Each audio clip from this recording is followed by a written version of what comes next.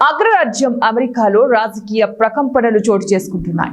తాజాగా అమెరికా అధ్యక్షుడు JD Vance చేసిన వ్యాఖ్యలు ఆసక్తికరంగా మారాయి.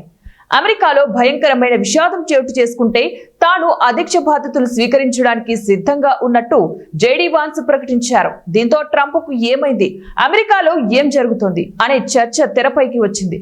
అయితే అమెరికా అధ్యక్షుడు ట్రంప్ ఆరోగ్యంపై కొద్ది రోజులుగా ఊహాగానాలు వస్తున్నాయి.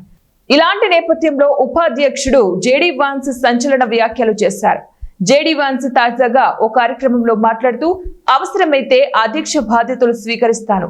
అమెరికాలో భయంకరమైన విషాదం చోటు చేసుకుంటే తాను అధ్యక్ష బాధ్యతలు స్వీకరించడానికి సిద్ధంగా ఉన్నానని ప్రకటించారు. అయితే డొనాల్డ్ ట్రంప్ మంచి ఆరోగ్యంతో ఉన్నారని క్లారిటీ ఇచ్చారు.